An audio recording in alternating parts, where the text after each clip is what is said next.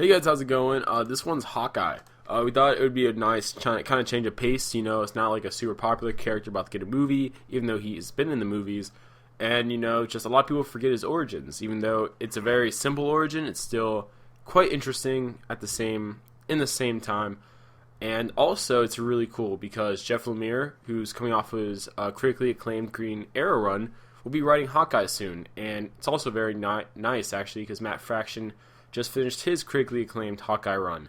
I believe he might be still writing Hawkeye as of right now because they've kept revamping and relaunching it. But anyways, the series is very good, so I highly recommend you guys check it out. So let's get into the origins. So Clint, or Clinton Barton, was the son of Edith and Harold Barton, born in Iowa, actually. So kind of change of pace. Usually people are born in New York, Boston, some major city. You know, this guy's born in Iowa, a place you don't really hear superheroes get born in. Anyways, Clint also had a brother named Barney. His father was an abusive alcoholic, and one day after drinking, Harold got into a car accident, killing himself and his wife Edith, who was in the car with him. This essentially made Clint and Barney orphans, and they were sent to a children's home, but they ran away practically as soon as they got there, joining the circus. His brother Barney ends up becoming the supervillain Trick Shot. Sorry about that. Anyways, the circus that they ended up joining turned out to be the villainous Circus of Crime, which is probably the most comic booky thing you could ever hear in your life regarding the circus, honestly.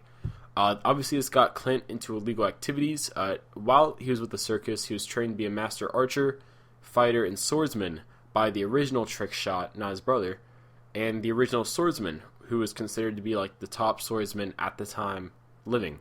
Anyways, wanting to be a hero and also inspired by seeing Iron Man, he made a costume, which is the ridiculous, so to speak, ridiculous costume you see on the screen right now. And he tried to stop crime. Sadly, though, that didn't really work out, and he was seen as a criminal instead of a hero. So this actually got Clint together with Black Widow, who was also a bad character at the time.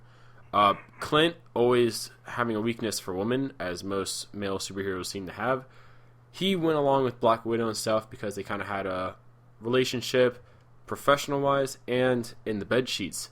Now, after a while, though, Clint got kind of tired of doing criminal activities because he really wanted to be a hero and do something actually, I guess in his mind, worth something.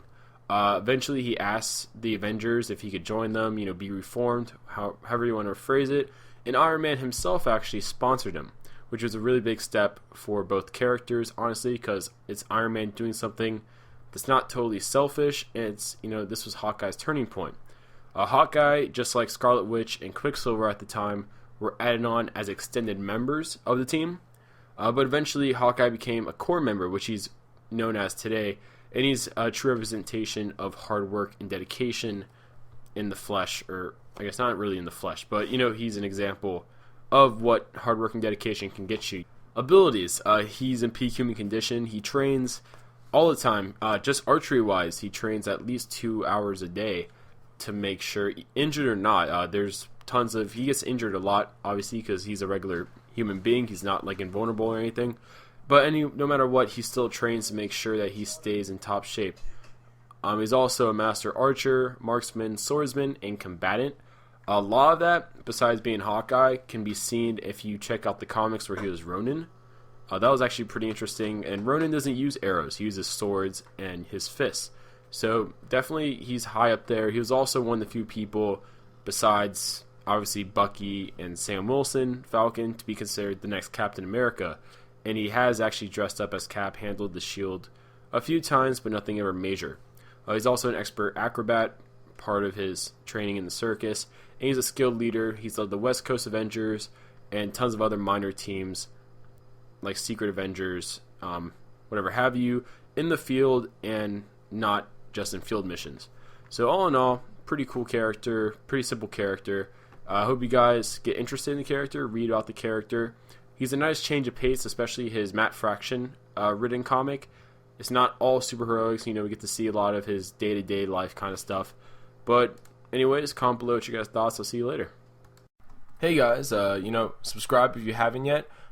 Like the video if you liked it, obviously. Share it on social media. Speaking of social media, We have a Twitter, so follow us on Twitter. We have a Facebook, so like us on Facebook. You know, we do a lot on the social medias that we don't do on YouTube in particular. And we'll see you guys next time.